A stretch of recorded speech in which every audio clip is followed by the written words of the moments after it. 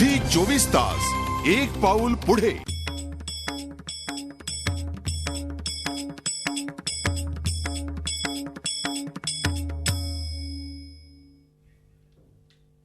काठेवाडीचे रंगे मेंढ्यांचं रिंगण, अनुपम्य सोहळा काय वर्णावा, जणू भक्तीचं फुललं तारांगण। नमस्कार, मी ऋषी देसाई, आनंदवारीत आपलं स्वागत। जगद्गुरु तुकोबारायांची आणि ज्ञानेश्वर माऊलींची पालखी पंढरपूरच्या दिशेनं हळूहळू सरकते।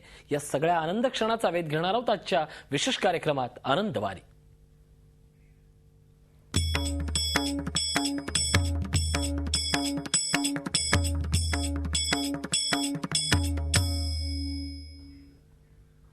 आज पुणे जिल्ह्यातील काटेवाडीत तुकोबा महाराजांच्या पालखीभोवती जवळपास 400 ते 500 मेंढ्यांचं रिंगण पार पडलं। काटेवाडीत धनगर समाज मोठ्या प्रमाणात राहतो। परंपरेप्रमाणे तुकाराम महाराजांच्या पालखीभोवती रिंगण सजवण्याचा मान या धनगरांना आणि त्यांच्या मेंढ्यांना दिला जातो। बारामती इंदापूर रस्त्यावर दुपारी 3च्या सुमारास मेंढ्यांचं रिंगण पार पडलं। या सोहळ्याकरता भाविकांनी मोठ्या संख्येनं गर्दी केली होती। पालखीची वाट पाहणाऱ्या काटेवाडीकरांनी वेशीपाशी तुकोबांची पालखी येताच एकच जयघोष करत पालखीला मिरवत आणलं। त्यानंतर पालखीला खांद्यावर घेऊन काटेवाडीकरांनी वेशीपासून ते पालखी तळापर्यंत हा मिरवत आणलं। यावेळी एक लक्षणीय सोहळा पार पडला आणि तो म्हणजे पायघड्यांचा।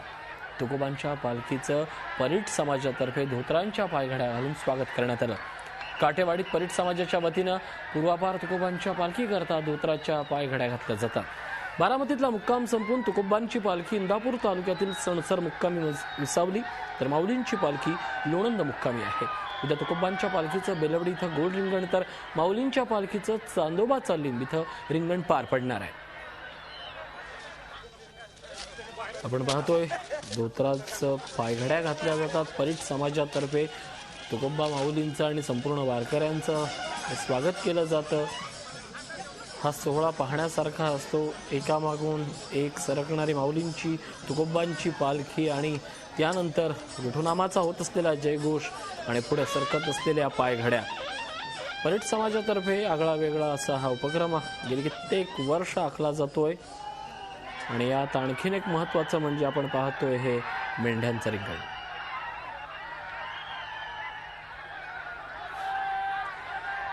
तुकोबा महाराजांच्या पालखीभोवती होणाऱ्या मेंढ्यांच्या रिंगण सोहळ्यापूर्वी काटेवाडीकर मोठ्या श्रद्धेनं धोतर अंथरून पालखीचं स्वागत करतात। या पारंपरिक पद्धतीनं होणाऱ्या स्वागताचे आमचे प्रतिनिधी स्वानंद कुलकर्णी यांनी घेतलेला आढावा।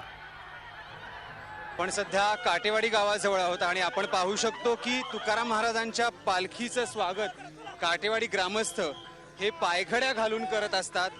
मोठ्या वाजत गाजत माऊलींची जी तुकाराम महाराजांची जी पालखी आहे ती या पायघड्यांवरून गावात आणली जाते। खांद्यावरून ही पालखी गावात आणली जाते आणि गावकऱ्यांचा उत्साह तुम्ही पाहू शकता।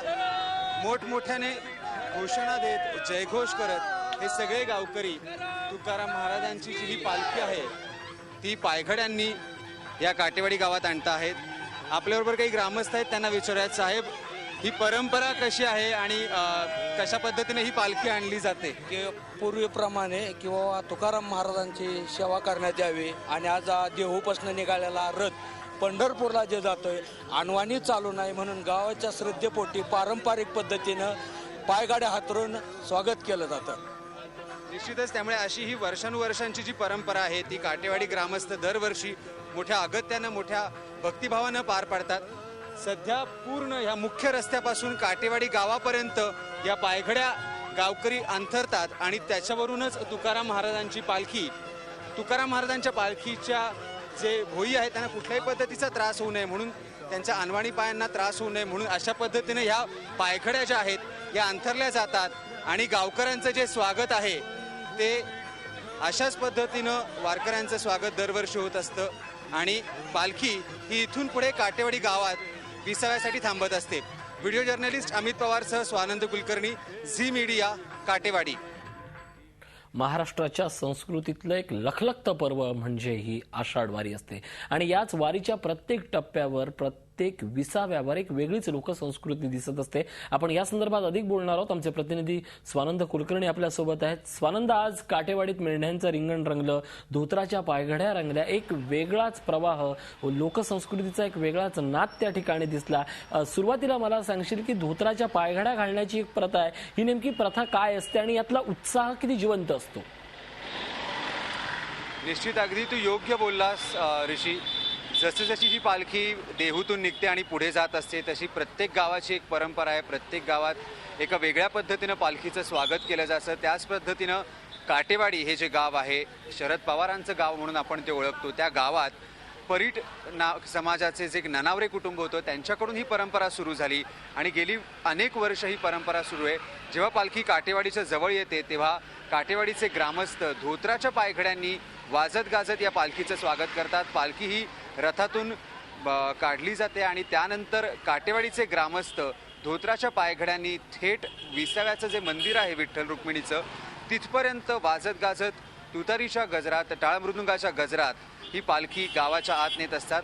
आणि जे आपण म्हणतो तेच की विठ्ठल हा कोणा एकाचा नाही, तो सगळ्यांचा आहे. त्यामुळे तशा पद्धतीनं विविध समाजांकडून आपापल्या परंपरा जपत या पालखीचं मोठ्या उत्साहानं स्वागत करण्यात येतं. ऋषी, नक्कीच विठ्ठल हा कोणा एका समाजाचा नाहीये, महाराष्ट्राचा, आणि म्हणून त्याला महाराष्ट्राचं लोकदैवत असं मुद्दाम आणि आवर्जून म्हटलं जातं. स्वानंद, या संपूर्ण आषाढ वारीतल्या जर टप्प्यांबद्दल बोलायचं झालं, या संपूर्ण संस्कृतीबद्दल बोलायचं झालं, प्रघाताबद्दल बोलायचं झालं तर एक गोष्ट नक्की जाणवते की गेल्या कैक वर्षापासून सुरू असलेली ही परंपरा, या परंपरेत होत असलेल्या वेगवेगळ्या प्रथा याचा ज्यावेळी आपण आवर्जून उल्लेख करतो त्यावेळी त्याच्यातल्या कुठल्याही प्रथेचा हा ऱ्हास झालेला नाही आहे, तर दिवसेंदिवस त्याच श्रद्धेनं, त्याच उत्साहानं, त्याच जयघोषात पार पाडली जाते. आणि त्याचंच प्रत्यंतर म्हणजे आजची धोत्राच्या पायघड्या. या संपूर्ण प्रथेत जर आपण पाहिलं तर तेवढ्याच तन्मयतेनं परीट समाज असेल तो विठुनामाच्या जयघोषात ती परंपरा पुढे चालवतोय. त्या उत्साहाबद्दल काय सांगशील? निश्चित आपण नेहमी म्हणतो की संतांनी जसजसं प्रत्येक समाजाकडनं वेगवेगळ्या पद्धतीनं स्वागत होतं. जशी काटेवाडी गावात ही पालखी शिरत असताना परीट समाजाकडून या पालखीचं मोठ्या उत्साहाने स्वागत करण्यात येतं. त्याच पद्धतीनं जेव्हा पालखी ही काटेवाडीतून बाहेर पडून पुढे भवानीनगर साखर कारखान्याच्या जवळ जाते तेव्हा धनगर समाजाकडून मेंढ्यांचं जे रिंगण आहे त्या पद्धतीनं तुकाराम महाराजांच्या पालखीचं स्वागत केलं जातं.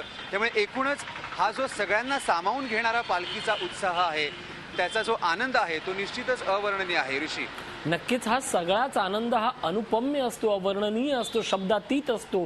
किंबहुना प्रत्येक दृश्य ज्यानं घर बसल्या पाहत असेल किंवा ज्या दृश्यातनं आपण पाहत असू त्यावेळी त्या वारीत या दृश्यांमध्ये आपण कुठे नाही आहोत याचा शोध प्रत्येक महाराष्ट्रातला माणूस घेत असतो. हीच खऱ्या अर्थानं त्या वारीची अनुभूती आहे. आणखीन एक आज सगळ्या दिवसभरातलं सोहळा म्हणजे मेंढ्यांचं रिंगण. खरं तर दैवत असलेलं त्याचं प्रतिनिधित्व आणि या संपूर्ण गाभाऱ्यापर्यंतची रचना हे विठ्ठलाच्या बाबतीत थोडंसं वेगळं मानलं जातं. कारण आपण या संपूर्ण प्रवाहात लोकसंस्कृतीचं दैवत म्हणून विठ्ठलाकडे पाहतो आणि विठ्ठल पाहत असताना तो त्या समाजातल्या प्रत्येक घटकापर्यंत देव पोहोचतो. भेदाभेद अमंगळ केवळ माणसाच्या जातीला नाही तर पशुपक्ष्यांपर्यंतही पोहोचण्याची ही प्रथा आहे. अशाच या वारीच्या या प्रवाहात चाललेली आणखीन एक प्रथा म्हणजे ही मेंढ्यांचं रिंगण. मेंढ्यांचं रिंगण ही जी संपूर्ण प्रथा आहे ते धनगर समाजाला आपली ही जी लेकरं आहेत त्या लेकरांकडनं आपल्या असलेल्या मायबापाला घातलेला हा प्रदक्षिण सोहळा असतो. हा किती अनुपम्य असतो, काय सांगशील स्वानंद?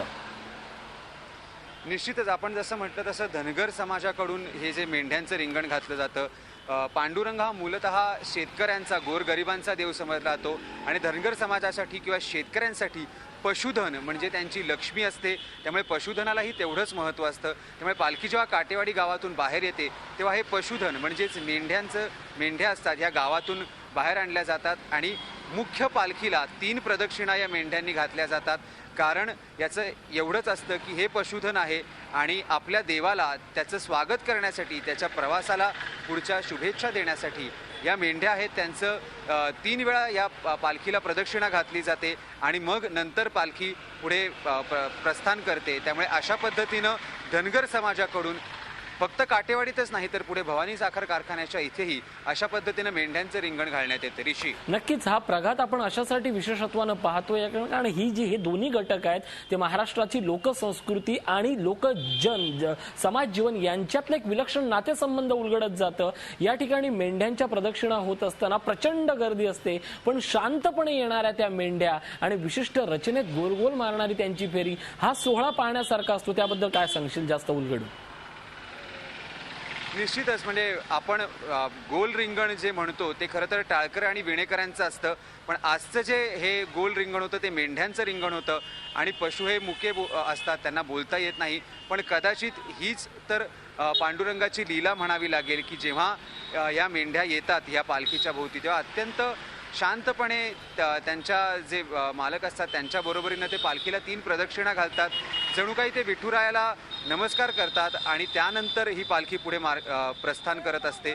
त्यामुळे एक आगळा वेगळा हा सोहळा मेंढ्यांचं रिंगण समजला जातो आणि तो याची डोळा काटेवाडी आणि उपस्थित सगळ्या ग्रामस्थांनी पाहायला गर्दी केलेली होती. त्यामुळे आजच्या दिवसाचं हे जे वैशिष्ट्य होतं ते हे मेंढ्यांचं रिंगण नक्कीच होतं. स्वानंद, हे झालं आजच्या दिवसाचं वैशिष्ट्य. पण वारीच्या या सगळ्या प्रवासातला सगळ्यात महत्वाचा दिवस जर कुठला असेल तर तो म्हणजे उद्याचा. कारण तुकोबांच्या पालखीचं बेलवडी इथं उद्या गोल रिंगण रंगणार आहे, तर माऊलींच्या पालखीचं चांदोबाचं लिंब इथं उभं रिंगण पार पडणार आहे. दोन्ही सोहळ्याबद्दल काय सांगशील?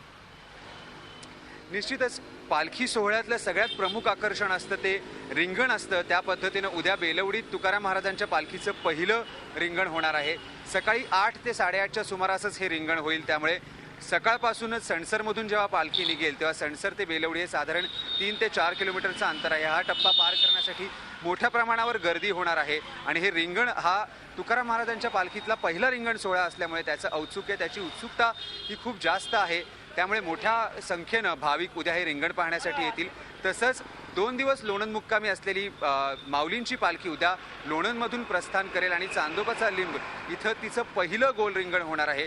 आणि यंदा आपण पाहतोच आहे की माऊलींच्या पालखीला मोठ्या संख्येनं साधारण 3 ते 4 लाख भाविक माऊलींच्या पालखीबरोबर पंढरीची वारी करत आहेत. त्यामुळे चांदोबाचा लिंब इथेही हे रिंगण पाहण्यासाठी जे वारीतलं प्रमुख आकर्षण असतं उद्या मोठ्या संख्येनं याही रिंगणासाठी गर्दी होईल. त्यामुळे उद्या एकीकडे तुकाराम महाराजांचं गोल रिंगण तर दुसरीकडे माऊलींचं उभं रिंगण अशी नक्कीच हा सगळा उद्याचा सोहळा किंवा या सोहळ्यातला प्रत्येक क्षण हा अनुपम्य असाच असणार आहे. तुर्तास धन्यवाद स्वानंद या सगळ्या माहितीबद्दल. आमच्या सोबत होते आमचे प्रतिनिधी स्वानंद कुलकर्णी. आपण आनंद क्षणांचा असाच आढावा घेणार आहोत. वेळ झाली एका ब्रेकची. पाहत राहा आनंद वारी.